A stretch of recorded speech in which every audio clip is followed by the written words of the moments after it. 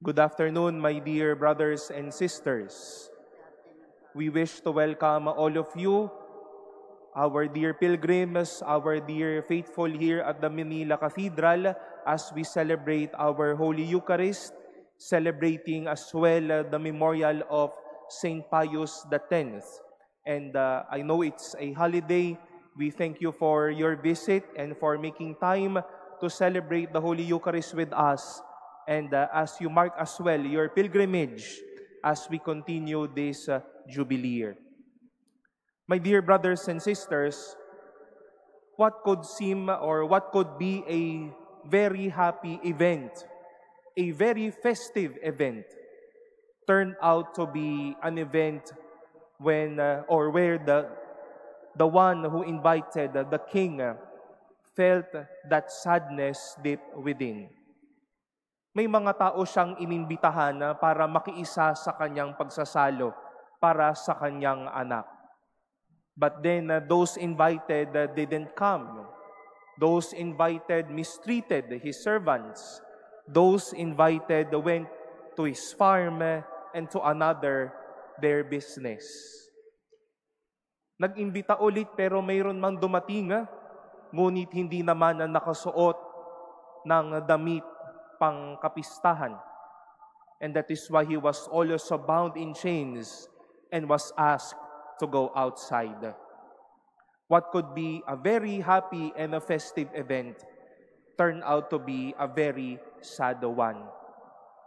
And we might think or ask this question, saan na kaya sila interesado?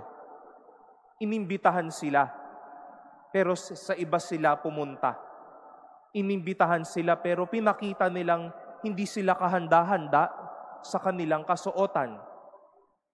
Where do their interests now lean on? To whom are they interested with now? Saan na sila interesado muli ngayon? And as I've said, today is the memorial of Saint Pius X. We call this Pope as the Apostle of the Eucharist. He was the one who asked the Universal Church to frequent receiving Holy Communion. Through his pontificate, the age of receiving communion was lowered down from adolescent age to early childhood. That is why we now have the first communion in the early age of 8 or 9 years old. He was there to at least tackle and even give that fire once more for people to be interested in receiving the Eucharist, having it daily, having it as early as their own age. Nagbigay siya ng kanyang panahon at oras para magkaroon muli ng pananabik, ng apoy, at ng pagmamahal ang mga tao sa dakilang kapistahan na pinagdiriwang natin na araw-araw sa banal na Eucharistia. And such is the lesson I wish to impart to all of us, my dear brothers and sisters. Let us bring back that interest, our love, our passion to the feasts our Lord would continue to give us.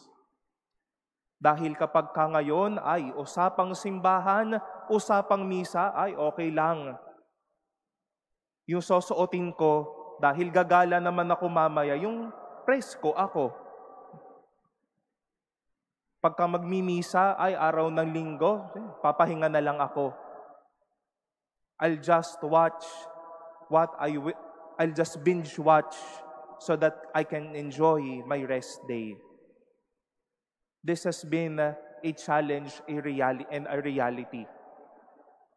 Kung lahat man tayo ay nagkaroon na muli ng ganoong interes, ganoong pagmamahal, at ganoong apoy sa Eucharistia, malamang sa malamang, ang Manila Cathedral aapaw hanggang Plaza Roma. Hindi lang kada linggo, kundi araw-araw. Let us not take for granted unto what these servants did.